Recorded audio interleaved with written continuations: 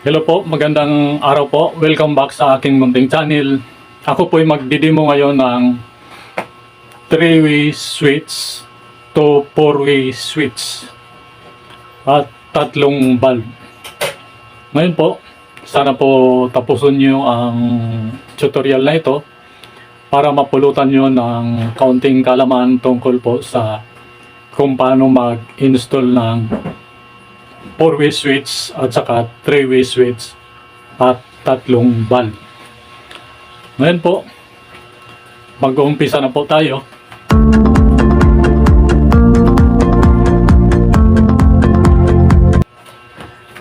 Ito po yung ating diagram. Ito po yung ating line 2. Yung line 2 po, direkta na po yan sa ating mga bulb. Ito po yung bulb 1, bulb 2, bulb 3. Yung line 2, diretso na po yan sa ating mga bulb. At yung line 1, diretso po yan dito sa ating unang 3-way switch. At nakalagay po siya dito sa ating 0. Kasi ang 3-way switch, may number po siya 0, 3 at saka 1. At dito naman po sa 4-way switch natin, ito po ang ating 4-way switch. May number naman po siya 1 at saka 3 at saka 2 at saka 4. At dito naman po sa pangatlo natin, isang 3-way switch din, may number siya 0 at saka 1 at saka 3. Kaya yung line 1, diretso po yan dito sa ating unang 3-way switch sa 0. At ito po yung ating traveler. Ito po yung ating mga traveler. Dalawa po yung na wire. Yung una po, galing dito sa unang 3-way switch, nakakabit siya sa ating number 1. At papunta po doon sa ating 4-way switch sa number 1 din nakalagay. Yung ating traveler, yung una nating traveler. At dito, galing dito sa ating 4-way switch, papunta po doon sa ating isa pang 3-way switch, galing dito sa number 2, dito sa 4-way switch, papunta po doon sa number 1 sa 3-way switch. At yung pangalawa nating traveler, galing dito sa unang 3-way switch, sa number 3 siya nakakabit. Nakakunik po siya sa number 3, diretso doon sa ating 4-way switch sa number 3 din. Tapos, ito pong mga butas na ito, ito pong 0 at saka 3, wala po yung continuity. Ang may continuity dito, yung common natin, ito. Itong dalawang ito, walang continuity. Kaya ito, yung pangalawa nating traveler, galing dito sa 3, papunta doon sa 4-way switch natin sa number 3 din. At pagdating dito sa 4-way switch, galing sa number 4, papunta doon sa number 3 ng ating 3-way switch. At yung return, ito, dito nakalagay sa 0. Kung yung line 1, dito sa 0, nakalagay. Pagdating dito sa ating mga bulb, ito po yung mga return niya. Pinagsama ko lang po itong tatlong bulb na ito. Dito ko pagsasama-samahin yung tatlo. Naglagay ako ng isang wire papunta dito sa isang 3-way switch. Dito po nyo ilagay sa 0.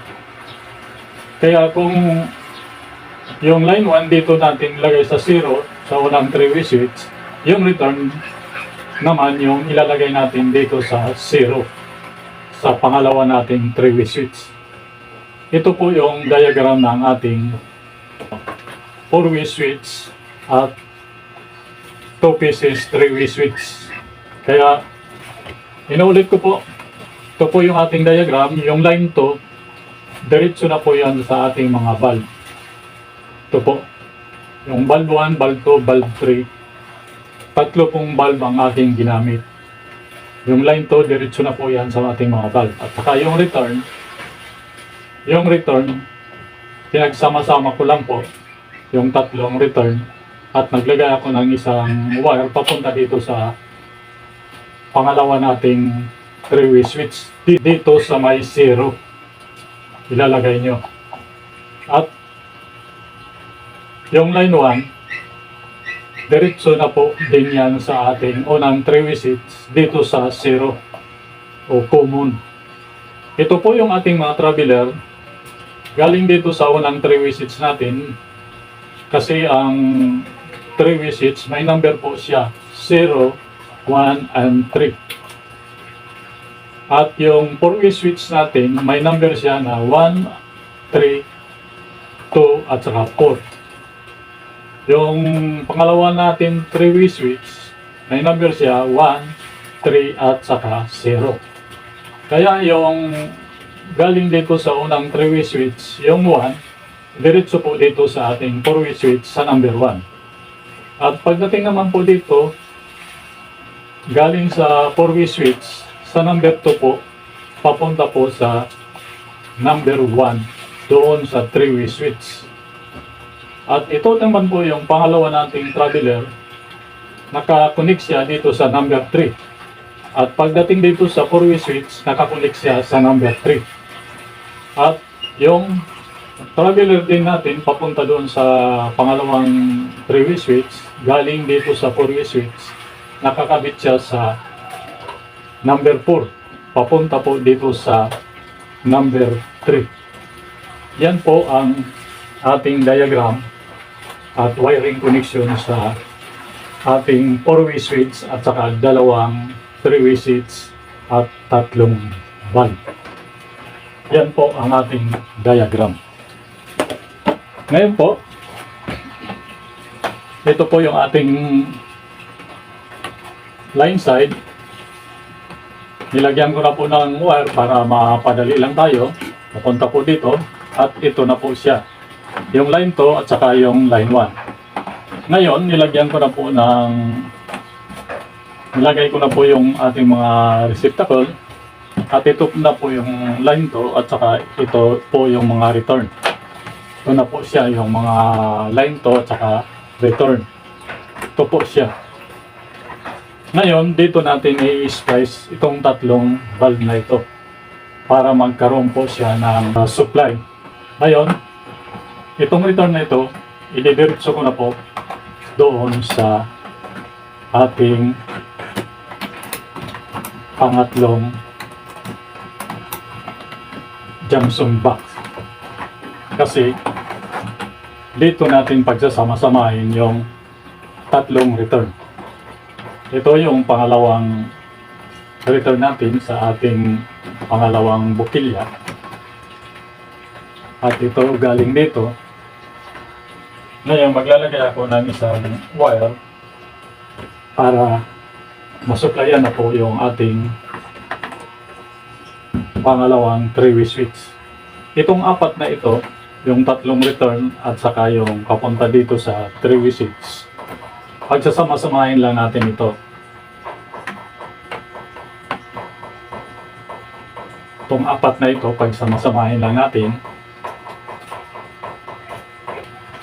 Itong apat na ito, pagsama-samahin lang natin para magkaroon na po siya ng supply. Yung tatlong return, pinagsama-sama ko lang po para magkaroon na po siya ng supply. Yan, ako po, pinabaluktot ko po ito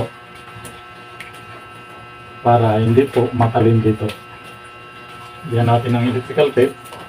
Yung return muna yung inuna ko para masundan nyo step by step.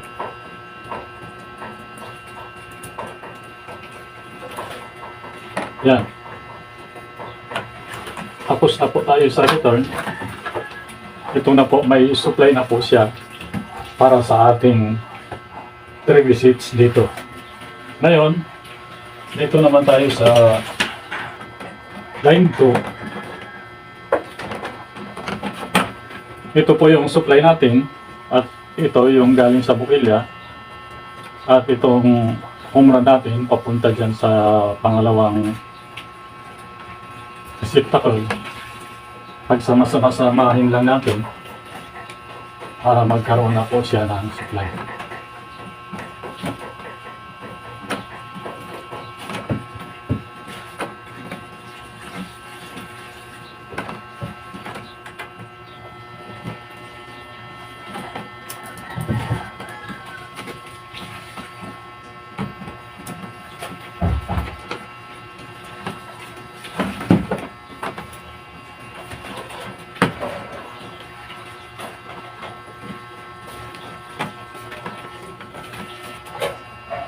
Tulad ng dati, ito po'y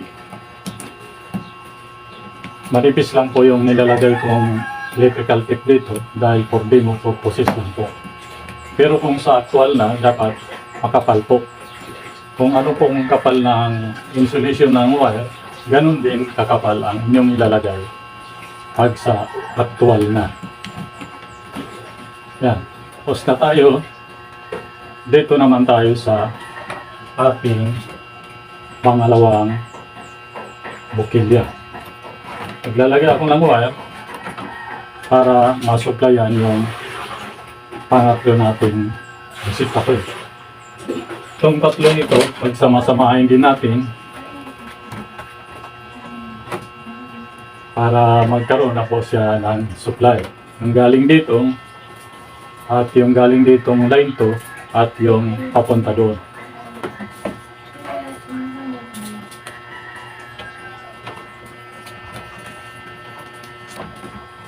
Yan. Tapos na po tayo sa ating pangalawang receptacle. Itong dalawang ito na line 2, pagsamahin lang natin ito para magkaroon na po siya ng supply.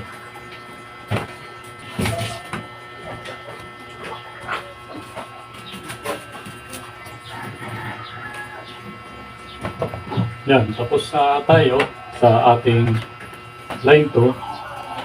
Ngayon, dito naman tayo sa ating line 1. Ngayon, maglalagay ako ng isang wire papunta po dito sa ating unang 3-way switch para magkaroon na po siya ng supply. Itong dalawang ito, pagsamahin lang natin para sa ating line 1.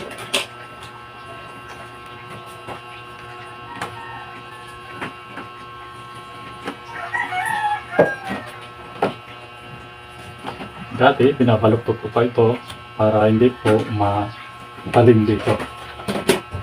Ngayon, lagyan natin ng electrical tape.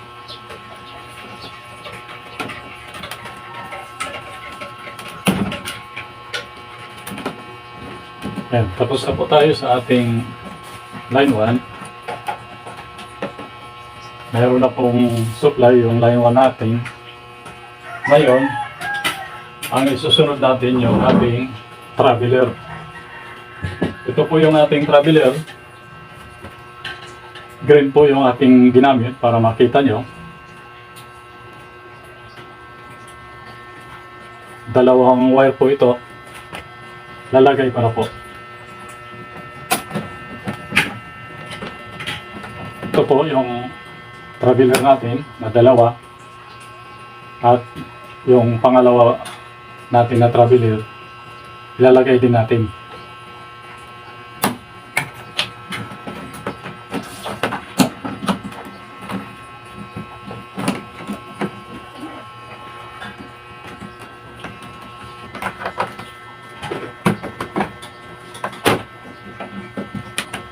Ito na po yung ating traveler.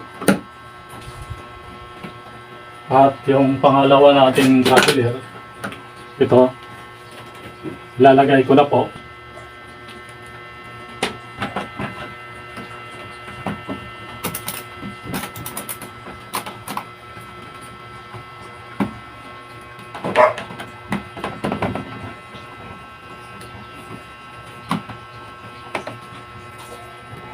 Ito po yung ating pangalawang traveler.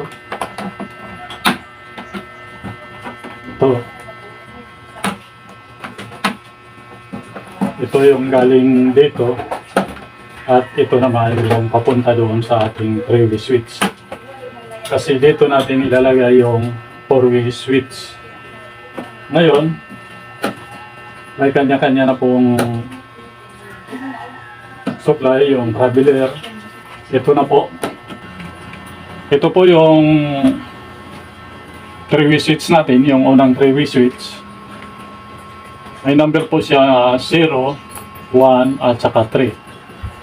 Yung line 1 dito po natin ilalagay sa 0.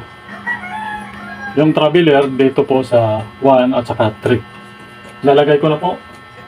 Ito po yung ating line 1. Lalagay ko po dito sa 0. Yan. At ito naman pong isang traveler dito natin ilalagay sa number 1. Ito po.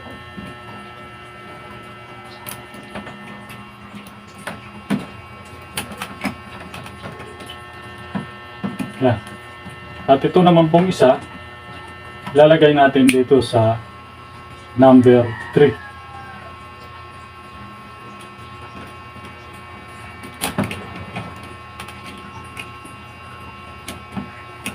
Yan.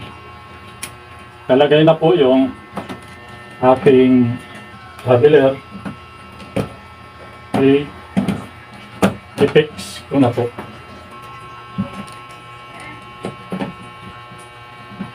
Ayan, pantay lang po.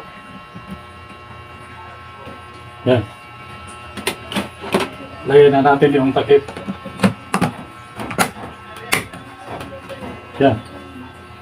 Dito naman tayo sa ating 4-way switch.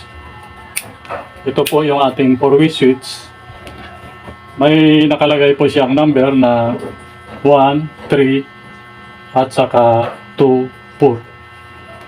Kaya yung ating galing dito ilalagay natin sa 1 at saka 3. Ito po yung number 1. Dito po natin ilalagay sa number 1. Yan. At ito naman po yung number 3. Dito natin ilagay sa number 3. Dito sa ating 4-way switch.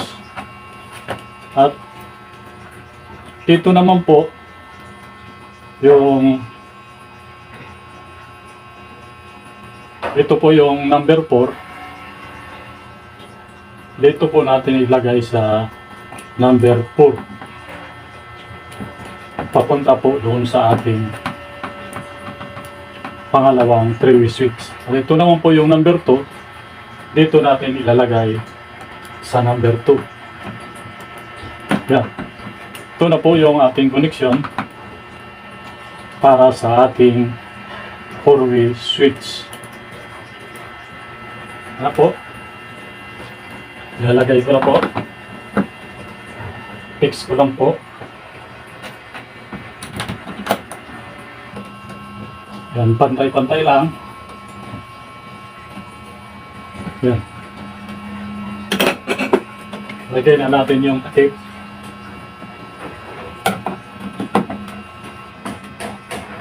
Yan. At ito naman po yung ating pangalawang 3-way switch. Parehas din siya. May 0, 1, and 3. Yung 0, yung return natin ang ilalagay. Kanina yung line 1 natin nilagay dito sa unang 3-way switch. Dito, para naman sa ating tatlong return. Yung pinagsama-sama natin. Return po ang ilalagay dito sa pangalawa nating 3-way switch dito sa 0. Ilalagay ko na po. Ito po yung 0. Dito ko po ilalagay sa I0. Yan. Lalagay na po. At yung traveler natin, ito po yung number 1. Dito po natin ilalagay. Yan. At ito naman po yung number 3. Dito po sa number 3 natin ilalagay. Yan. Kalagay na po ang ating traveler. Ipipix ko lang po. Pantay lang. Yan. Lagay na po natin yung ating kit. Yan. Tapos na tayo maglagay ng ating mga switch. Yung dalawang 3-way switch at saka yung 4-way switch. Ngayon, bago natin i-terminate dito sa breaker, kailangan natin i-circuit test para malaman natin kung okay ba yung ating connection. I-short circuit muna natin. Lagay lang sa ohms. At lagyan natin ng ilaw. Yan. Tumutunog po yung ating digital tester. Pag nilagay ko po dito sa ating line 1 at saka line 2, pag tumunog po siya, ibig sabihin may mali sa ating wiring connection. Pag hindi po siya tumunog, ibig sabihin okay po yung ating ginawa. Share ko lang po. Yan. Functional naman yung ating digital tester. Ngayon, ilalagay ko na po dito. Yan. Hindi po siya tumunog. Share ko po. Lagay ko po. Yan. Hindi po siya tumunog. Ibig sabihin, okay po yung ating wiring connection. Ngayon po, dahil okay naman yung ating wiring connection, i-determinate ko na po dito sa ating breaker. Dito sa ating breaker na 16 ampere.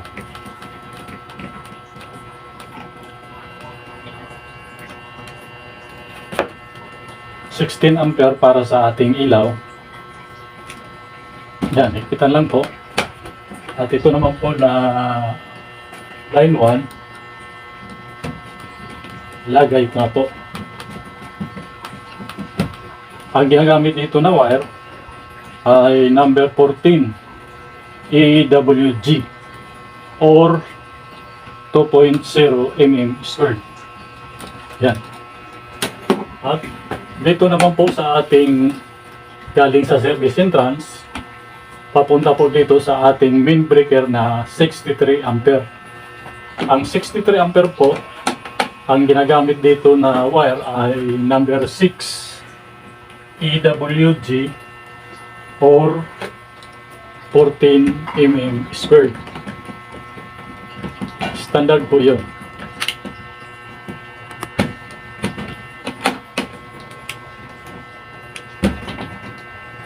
Yan. At ito naman po na line 1, lalagay ko na po. Parehas lang naman ang ginagamit dito na wire ay number 6 AWG or 14 mm squared. Yan, ipitan lang po. Yan, maigpit na po. Yan. At ito naman po yung ating bus bar. Itong bus bar na ito ay 2-pole na bus bar. Kasi 2-pole po ang ating breaker. Lalagay ko na po. Yan. Pitan lang natin.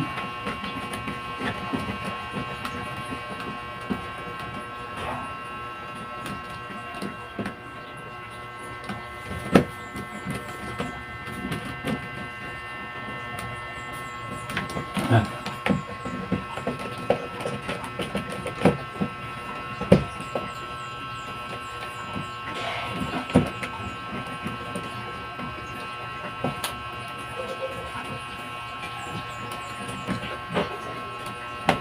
Yan. Mahigpit na. Ngayon, ilalagay na natin yung mga bulb.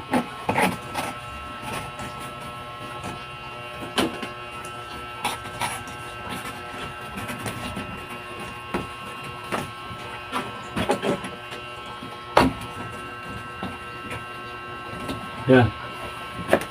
Ngayon, tapos na tayo maglagay ng valve at ipa-power on ko na po para testing natin kung okay ba yung ating ginawa at kung magkakaroon ba siya dito ng supply. Yun ko na po. Yan, naka-on na po. At palagi po ito naka-off na ating mga breaker. Ngayon po, susukatin natin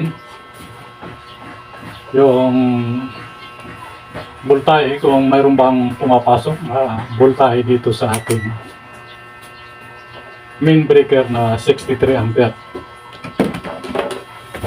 Ngayon po, isit lang sa AC at isilik sa bolt at magsuot ng glove.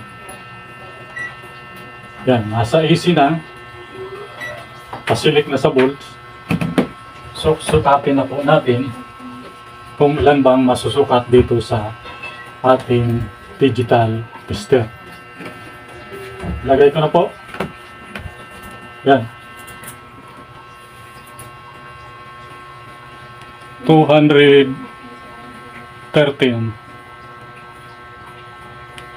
214. Nag-iba-iba siya. 212, 214. Yan. Ibig sabihin may supply na po tayo. Ngayon, dahil okay naman yung ating connection at may supply na tayo, i-on ko na po itong ating main breaker na 63 ampere. I-on ko na po. Yan. At itong 16 ampere na para sa ating ilaw. Yan. Pag in-on ko po ito, dapat umilaw po itong tatlo. Pag in-off ko po dito, dapat mag-off po siyang tatlo. Pag in-on ko po dito, dapat umilaw po itong tatlo. Pag in-off ko po dito sa kabila, dapat mag-off po siya. Parehas naman dito sa ating unang 3-way switch. Ngayon, i-on na po natin. Yan. Umilaw po. Off. I-on. I-off natin dito sa 4-way switch. Yan. Nag-off po siya. I-on po natin. Yan. Ngayon, i-off po natin dito sa ating pangalawang 3-way switch. Yan. Nag-off po siya. On.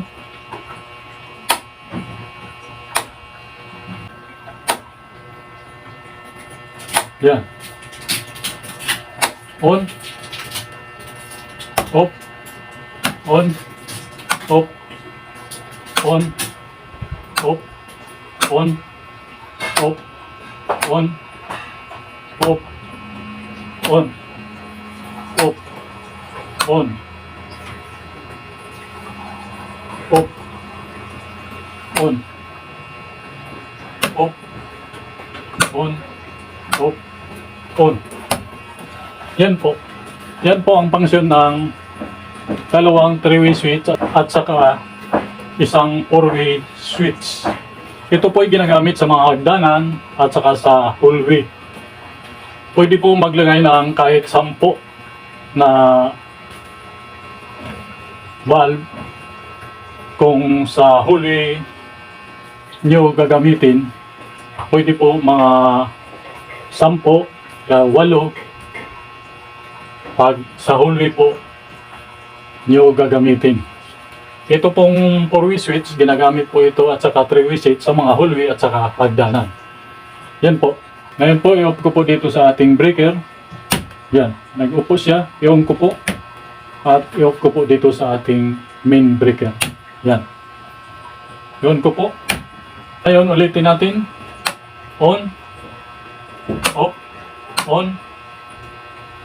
Off. On. Off. On. Off. On. Off. On. Off. On. Off. On. Off. on. Yan po ang function ng 4-way switch at saka dalawang 3-way switch.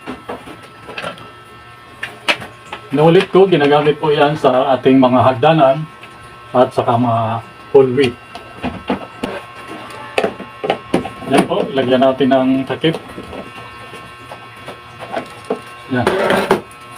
Ulitin natin. Off. On. I-off natin dito sa 4-way switch. Yan.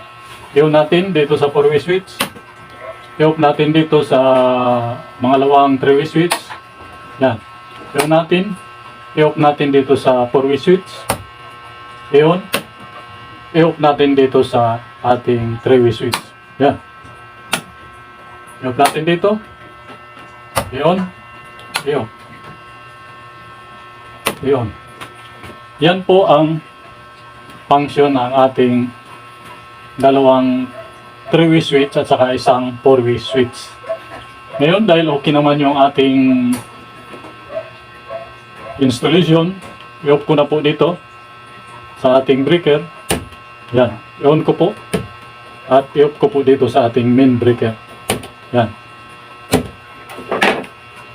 Tapos na po tayo. Sana po tinapos nyo ang tutorial na ito para nakuhanan nyo ng kaunting kaalaman tungkol po sa kung paano mag-install ng 4-way switch at saka dalawang 3-way switch sa ating ilaw. 3 bulb po yung ating ginamit, kaya sana po nakuhaan nyo ng kaalaman. Maraming salamat po sa inyong panonood. Sana po mag-subscribe po kayo sa aking munting channel at pindutin yung notification bell, mag-like at mag-comment. Maraming salamat po. Abangan nyo yung ating mga susunod pang mga video. Marami na po akong mga in-upload. Panoorin na lang po ninyo. Nandoon na po sa playlist. At sana po panoorin na lang po ninyo. Maraming salamat po. Sana po pagpalain tayo ng may kapal. Thank you.